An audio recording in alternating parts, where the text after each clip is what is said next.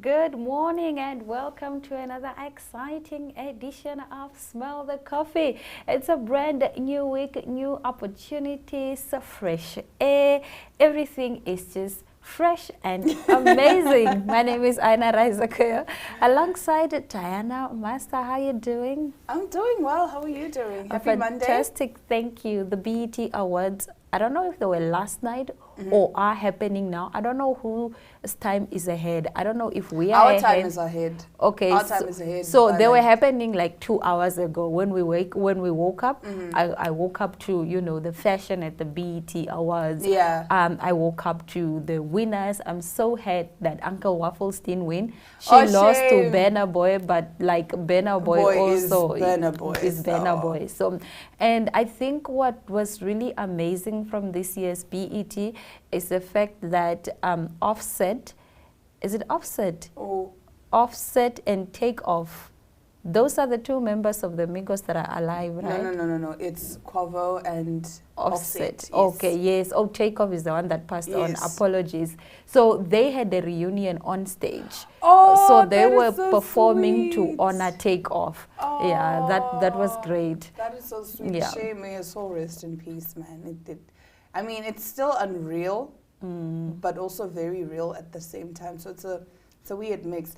But yeah, man, I'm glad the BET Awards, were a success. I mean, growing up, I used to enjoy watching BET Awards because they are a celebration of Black culture. Black so excellence. It used to be like a family affair, we would sit there and we'd all watch and we'd be so excited. So I enjoyed watching the BET Awards, but unfortunately, growing up, I kind of lost touch. Like you also, when you grow, you just like you sort of outgrow certain things as well. Yeah. So like there's nothing wrong with not watching the BET. Like it's not that serious. Yeah. It's not important. At least it's entertainment, but like it's not a make or break situation. Exactly. You can live without not watching. Yeah. It's unlike the Grammys where you absolutely have to know. It's like, who did they snub this time? With the Grammys, it's always who did they snub this time? And they love to do that. Oh no, they love to do that. But I always on brand. It's on brand. But I always say we don't actually know what they're looking for. Yeah. We don't know what their criteria is. They should let us know so we stop judging. It's secret. No. Don't know, secret. Because now if you know, now you have proof that they're snubbing people. So to them it's like, no, you don't know the criteria we use, which in a way I think it still keeps that mystery, I would say. But obviously there's some situations where it's like, nah, fam, what was that, But yeah, man, it is what it is. Yep, and on that note, we will be back shortly with entertaining news. Supernova shine so bright. You look so cool in those city lights. You should be mine. You should be mine. Anybody else won't do. I saved everything I've got for you. You should be mine. You should be mine. You really got me now. In a way too deep, I'm all about you. It's all about you. Up, down, or somewhere in between. You know exactly what I mean. So take a leap of faith with me tonight.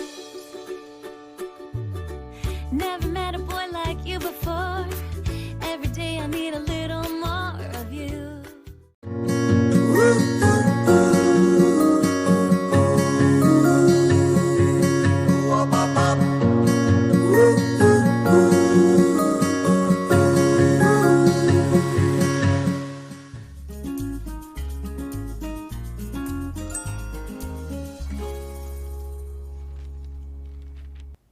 Well, all right, let's get into our news. A man allegedly scams 5-star hotel and stays for 2 years without paying. A man lived in a 5-star Indian hotel for nearly 2 years and left without paying his $70,000 plus bill thanks to a suspected scam involving staffers there, according to a report. Ankush Dutta checked into the Roseate Hotel in Delhi near the Indira Gandhi International Airport on May the 30th, 2019, with plans to ostensibly only stay over the night, the Indian Express reported. But Dutta of Guwahati repeatedly extended his booking and wound up spending 603 days at the hotel before checking out on January 22nd, 2021. Dutta breezed past through the front desk despite owing 5.8 million rupees, which is about $70,781 because the head of the Roseate's front office, Prem Prakash, and other workers allegedly forged, deleted, added and falsified a large number of entries in the account of the said guest, according to a police report cited by the Express. Whoa. Say what? Yeah. I love it. He's so smart. What do you mean? To be honest, so if you are smart? going to scam a hotel, there should be some level of intelligence going on up there. So how do you scam a hotel? But you know what? Actually, hotels are actually easy to scam. How? Because when you go in, like, you can just leave at any time. You can just make sure there's no one at reception. You walk out and you never come back. Exactly, and you never come back. Yeah. But the problem is, right, the reason I'm scared to do, like, I don't have the guts to do that. Let me tell you why. Because when you check in, you give them your ID and your details. Your cell phone, your cell email, phone, your everything. Email. Unless, if you know what, today I have plans to scam this hotel. Then you go with a fake ID, you give them fake details, you check in, and like you said, you just walk right out. You just walk out. You strategically, like, you don't walk in with a suitcase, or maybe you walk in with a suitcase, right? Not us telling the viewers how to scam a hotel. This is not serious, guys. We're just saying theoretically it is possible, right? True. You're just going with your suitcase. Every day you strategically take out 3 items of clothing in a plastic bag, in a plastic bag, in a plastic, and you just leave the suitcase there and you walk out. It's really like, it's not rocket science. It's not rocket science. So this is not shocking news to me because I know that it's possible. The same way you can go to a restaurant and leave without paying. Yeah, dine and dash. Just the other day, I was at a restaurant and I went to go greet colleagues and friends that I found at the restaurant. Okay. Right? And I was with a very famous person. Okay. So we were not with them. We just came to greet because... Yeah, because, you know, acquaintances. Yeah, we know each other. So we went there, stood by them, we greeted them, like, and we chatted like maybe for, let's say 30 minutes, just standing. Hannah, this squad of people left without paying their bill. Oh no. So they left the restaurant just like on vibes. Oh no. They didn't pay. So then the very famous person I was with was called to say, hey, the table where you guys were standing, that they did not settle their bill. Can you link us up with the guys that were sitting at the table? And how much was the bill? I don't know. The person just called me and said, colleague and friend. It's not giving. Why are you going? Please don't live outside your means. Why are you going to eat when you can't afford it? But I don't think the issue was not that they cannot afford. The issue is the restaurant, that particular restaurant, has bad service. And they take so long. You wait for an hour to get your drink, then you wait for another hour to get your food, then another hour to get the bill. People are tired. People are tired. And also, like, people have places to go. And you know, it's a restaurant, but also like an establishment. It has that club night. Okay. Yeah. Like that mix. That mix to it. So these are drunk people. They don't have the patience. I can't wait for a bill for like 2 hours. Even if you're not just drunk. in their defense, but like, it's also wrong. But even if you're not drunk. I can understand where the action is coming from. But even if you're not drunk, you're not going to want to wait 30, 40 minutes for your bill. Like, no. But I mean, this man, I mean, did you watch Inventing Anna? No, I didn't. Oh, no, I think I did. It Yes, sounds she's familiar, like this but famous scammer. She checked into a hotel, told her friends, like took her entourage, guys, if your friends say, we're going for a trip, fear that. Fear that. Or at least have enough money to cover your bill. So basically, she took all of her friends and her entourage. She's like, no, we're going to, was it Morocco? Yeah, we're going to this hotel. And they checked in. You know, they're getting 5-star treatment because they are VIPs. Because she says to them, I'm an heiress. And so they give her like the best room, the best service. And then so every time they tried to swipe her card, like it would decline. Until eventually these people at the hotel were like, no, listen, either you're scamming us or something is seriously wrong. Yeah. Because none of your payments are going through. And keep in mind, because she's living in like the presidential suite, it's going for like $20,000 a night. Yo. So she says to her friend, one friend who worked for Vogue, she says to her, listen, use the company card to pay. I will reimburse you. And this friend was like, friend. But now these people are harassing them. They won't allow them to leave the hotel. They won't, like, they're just being mean. So it was like a complete switch from how they were being like, oh, ma'am, and what. Now they're thinking, you know what, you people don't have money to pay for this. So now they're treating them bad. So the friend says, okay, but you have to promise me you'll reimburse me. She says, no, it's just that there's a hold up at the bank with my money and whatnot. So now this friend pays for the stay and for the trip. They get back to, was it New York, I think? The money never came. Wow. And now she keeps calling her. She's like, listen, I used the company card. I need to pay back the company money before they start looking for it. Oh, relax. I'll send it to you. Relax. Until later on, they found out that this girl was a scammer. She was never an heiress or a billionaire like she claimed. But nonetheless, let us move on to other interesting news. A woman is considering asking her neighbors to get rid of the plant in her garden because she claims her whole family started struggling with hay fever after they appeared with their plants. It's great to have a friendly relations with your neighbors, but it's unlikely you will approve of everything they do. One woman is stuck in a sticky situation because her neighbor, who is on friendly terms with, has started growing a flower that is making her whole family hay fever worse, and she is debating asking them to get rid of it. Now, in recent posts on her website, she explained, my entire family got the worst hay fever we've ever had this summer. My son suffers badly anyways, but it's gone beyond a level in the last week that the rape has been, that the rape has started blooming. Oh no. Oh no. I know. No.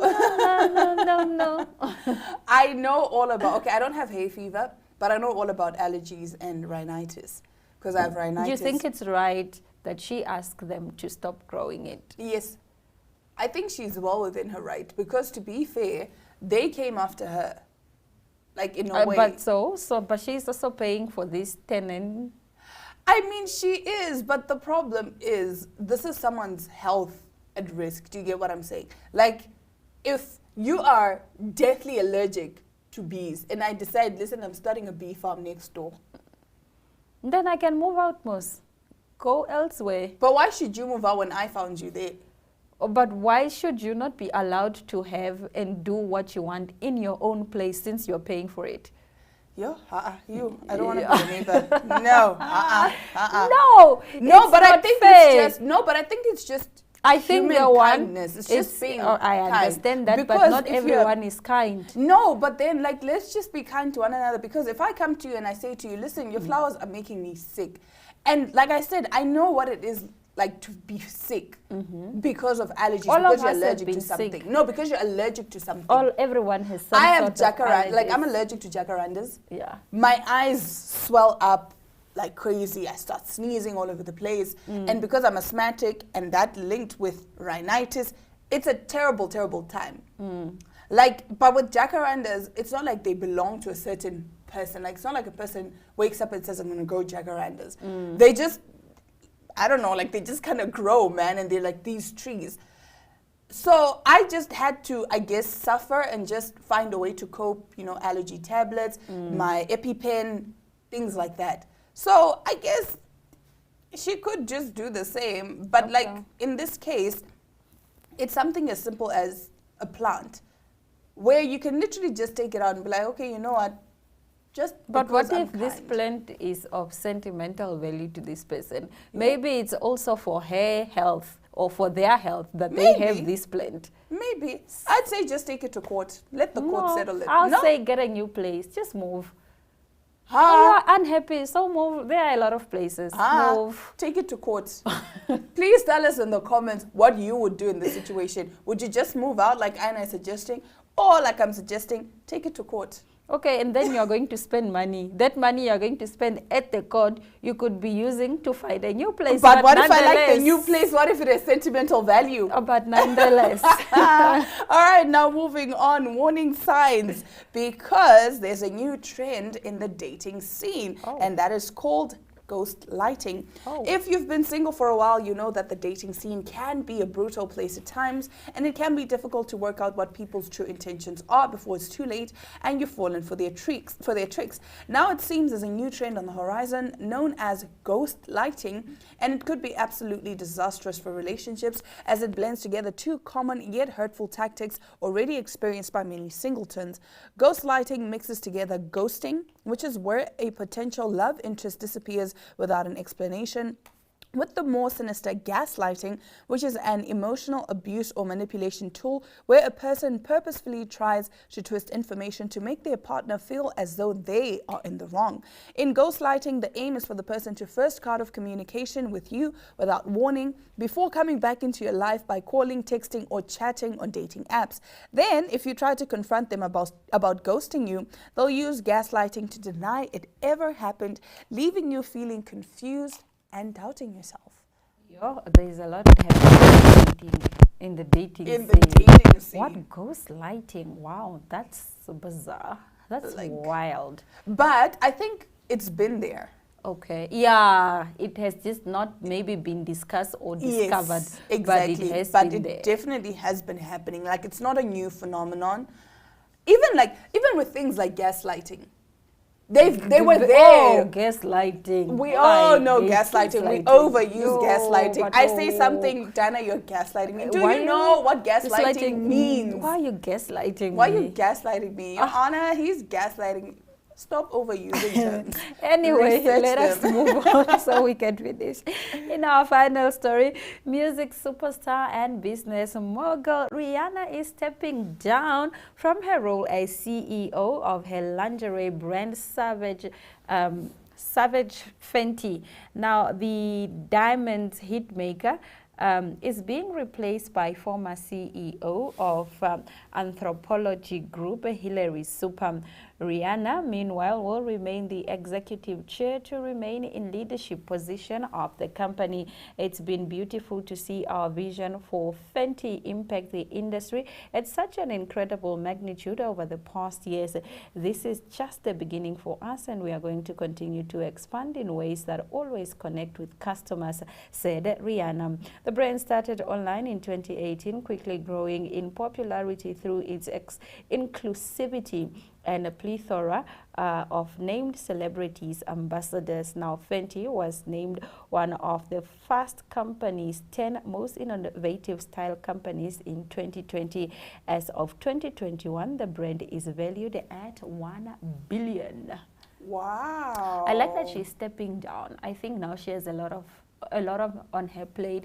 She's going to be a mom of two. She's a business person. She's a musician. She still has Fenty Beauty. Yeah, it's a lot. It's a lot. Well, I actually heard, because she had a line, was it a clothing line? Before she had Savage by Fenty, there was something else, but apparently that wasn't doing too well. Okay. It's kind of like Ivy Park. I hear Ivy Park is actually not doing as well as you thought it would be. I never thought it was doing well. Sure. But yeah.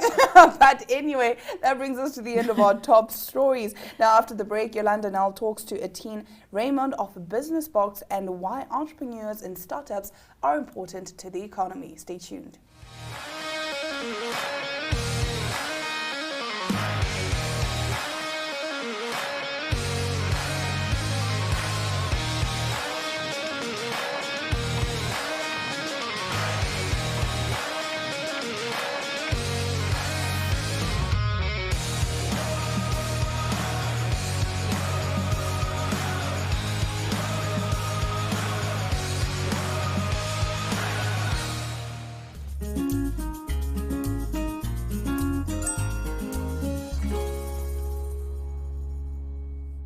Ladies and gentlemen, I am joined with Etienne from Business Box. Thank you so much for your time. Yeah, thanks for having me. It's great Can you quickly tell us what is Business Box all about?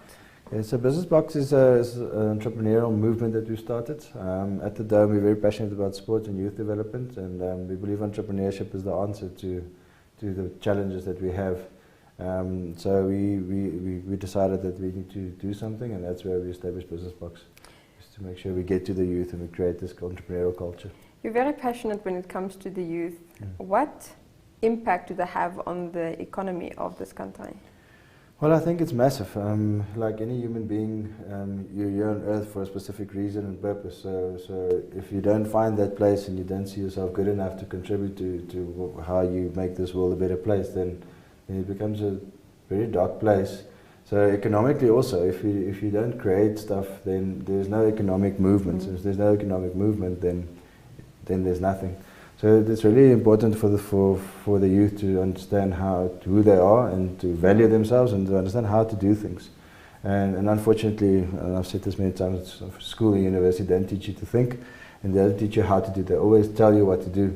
And it's very easy to say, yeah, okay, cool, I get it, but it's different when you have to do it yourself. Yeah. And that's pretty much where we play, is we get you to understand things for yourself in your own words, even if you need to. We always laugh at the accounting stuff. People don't like finances, but if you get to understand in your own words, and you realize actually it's not that difficult. And then the other part of it is the brain development side of things. Our whole methodology is neuroscience based, and I think people underestimate, and that's why things like early childhood development is so important, because it trains those brain functions. And for the youth to get economically going, if we can just train, they can just train those functions, and all of a sudden things happen automatically, and we've seen it many times in our programs.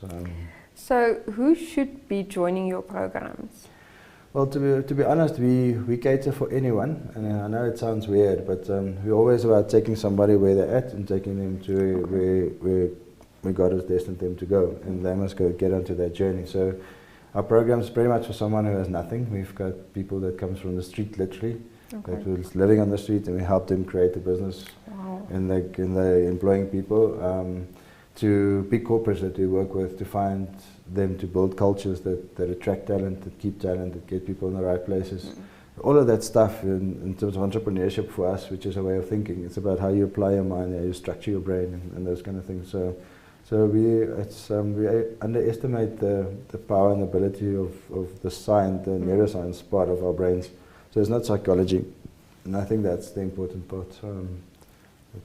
You are based in Swakopmund. Do you have branches elsewhere in the country? Yeah, part of our strategy is to put business boxes around the country. So we've got one in Windhoek, we've got one in Walvis. We're going to re-establish one in Oranjemund. Wow. So with business, we've got different models. We've got an online business box, as we call it, like an online platform. It's just to reach those people who are very far, that we don't have business boxes yet. So it's pretty much actually a community. We want to build a community of entrepreneurial thinking and being people.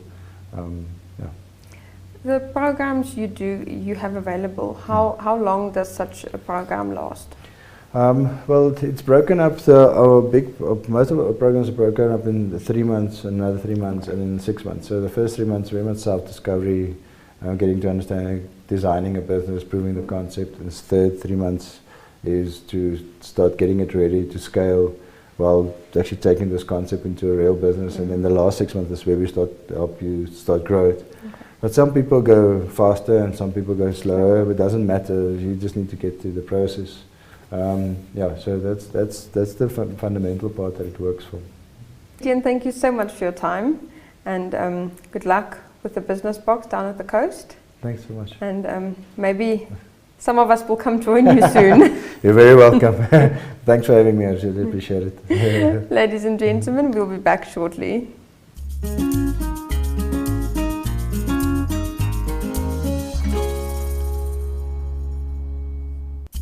Well, all good things must come to an end, and unfortunately that is it for today's episode of Smell the Coffee. But we do hope that you enjoyed our show today, and we do hope that you join us again tomorrow, same time, same place. That is DSTV channel 285, GoTV channel 25, and all of Namibia Media Holdings Facebook pages. On that note, it's all our love, all our light, and adios.